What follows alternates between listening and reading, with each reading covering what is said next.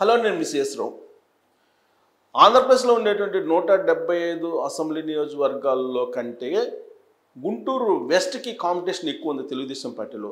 దాదాపుగా 15 మంది పోటీ పడ్డారు. ఎట్టకేలకు తెలుగుదేశం పార్టీ అభ్యర్థిని ప్రకటించేశారు. మాధవి పేరుని అనౌన్స్ చేశారు. ఇప్పుడు గుంటూరు వెస్ట్ నుంచి వైఎస్ఆర్ కాంగ్రెస్ పార్టీ నుంచి రజని, తెలుగుదేశం పార్టీ నుంచి మాధవి పోటీ చేయబోతున్నారు. వాళ్ళిద్దరిలో ఎవరు గెలిచేటువంటి అవకాశం ఉంది అనే దాని మీద విశ్లేషణ చేసుకున్నాం. దానికంటే ముందు వాళ్ళ ప్రొఫైల్స్ ఏంటి అనేది ఒకసారి పరిశీలిద్దాం. సో నియోజకవర్గంలో వాస్తవంగా నియోజకవర్గంలో ఉండేటి సామాజిక వర్గాల దృష్ట్యా తీసుకుంటే కమ్మ, కాపు, బీసీ ఓటర్లు ఎక్కువగా అక్కడ ఉంటారు. 2019లో టీడీపీ నుంచి మద్దాలగిరి విజయం సాధించారు. ఇది నియోజకవర్గం యొక్క ప్రొఫైల్.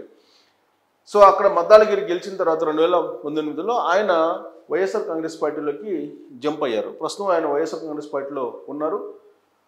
చిలకలూరుపేట ఎమ్మెల్యే విడుదల రజని గుంటూరుకు ట్రాన్స్ఫర్ అయ్యారు వైఎస్ఆర్ కాంగ్రెస్ పార్టీ తరఫు నుంచి.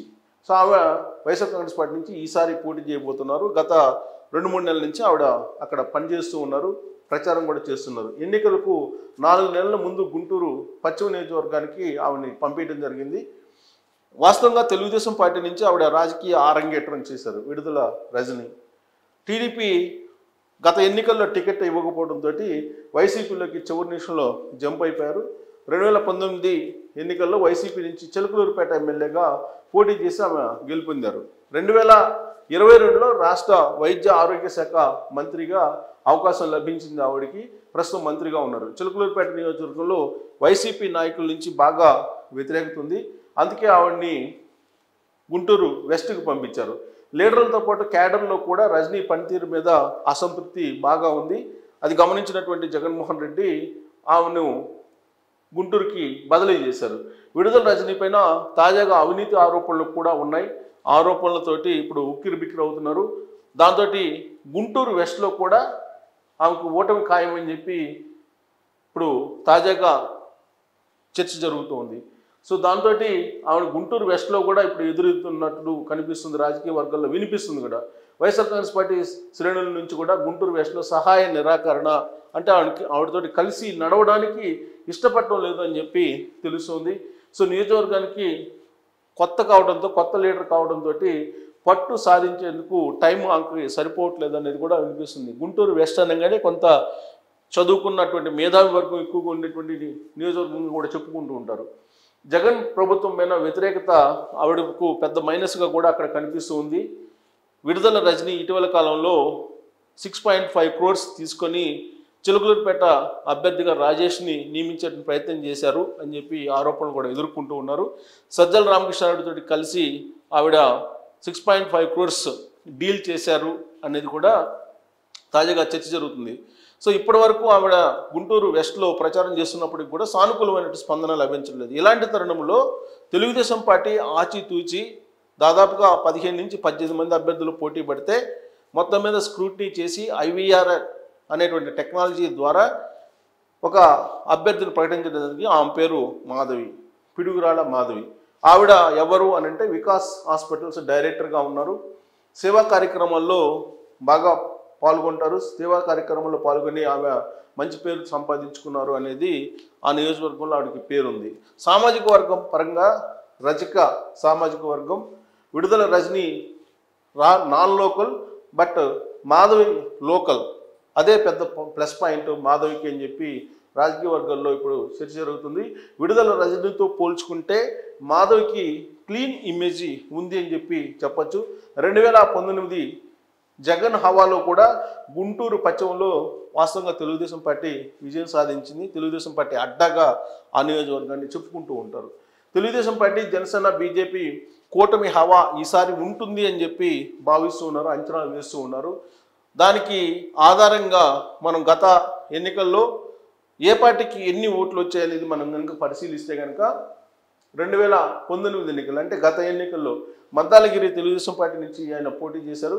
ఆయన సాధించినటువంటి ఓట్స్ బ్యాంకు 41.15. అంటే తెలుగుదేశం పార్టీ బాగా బలహీనంగా ఉన్నటువంటి రోజులు అవి 2019 ఎన్నికల్లో. అప్పుడు 41.15 వచ్చే ఓట్ బ్యాంకు. ఆ ఎన్నికల్లో వైఎస్ఆర్ కాంగ్రెస్ పార్టీకి 38.68 మాత్రమే వచ్చాయి. దాదాపు 10% తెలుగుదేశం పార్టీకి. సో జనసేన పార్టీకి 15.96%, అంటే చెప్పుకోదగ్గ 15.96% అంటే జనసేన పార్టీకి కూడా బాగా వచ్చాయి లాస్ట్ ఎలక్షన్ అప్పుడు. సో ఇక 2014 తీసుకుంటే వేణుగోపాల్ రెడ్డి పోటీ చేశారు తెలుగుదేశం పార్టీ నుంచి, అప్పుడు 46% వచ్చింది తెలుగుదేశం పార్టీకి. వైఎస్ఆర్ కాంగ్రెస్ పార్టీకి 35.55 మాత్రమే వచ్చింది. 2009 ఎన్నికలు తీసుకుంటే 2009లో కూడా ముక్కోణ పోటీ జరిగింది. అప్పుడు కాంగ్రెస్ నుంచి కన్నాలక్ష్మణ్ పోటీ చేశారు, 34.59. తెలుగుదేశం పార్టీకి 32.3, లోయెస్ట్ పర్సంటేజ్ ఆ ఎన్నికల్లో 2009 ఎన్నికల్లో. ప్రజారాజ్యం పార్టీ నుంచి తులసి రామచంద్ర ప్రభు పోటీ చేశారు, ఆయనకి 26.32. అంటే ఇక్కడ ప్రజారాజ్యం పార్టీకి కానీ గత ఎన్నికల్లో జనసేన పార్టీకి కానీ కొంత ఓట్ బ్యాంక్ కనిపిస్తుంది, 15% అబోవ్ కనిపిస్తుంది. కాబట్టి ఈసారి ఎన్నికల్లో జనసేన తెలుగుదేశం పార్టీ కలిసి పోటీ చేస్తున్నాయి కాబట్టి, బీజేపీ కూడా ఉంది కాబట్టి కూటమిలో, ఈసారి పర్సంటేజ్ పార్టీ లాస్ట్ ఎలక్షన్లో వచ్చినటువంటి 41.15 కన్నా కూడా ఎక్కువగా తెలుగుదేశం పార్టీ డ్యామ్ షూర్గా గెలిచేటువంటి అవకాశం ఉంది అనేటువంటి ఒక అభిప్రాయానికి రావచ్చు గత ఎన్నికల్లో వచ్చినటువంటి ఓట్ షేర్ని బేస్ చేసుకొని. అయితే తాజాగా పైనీర్ సంస్థ చేసినటువంటి సర్వేని కనుక తీసుకుంటే ఫిబ్రవరి 1వ తారీఖు నుంచి ఫిబ్రవరి 14 వరకు చేసినటువంటి సర్వే అంటున్నారు ఇది.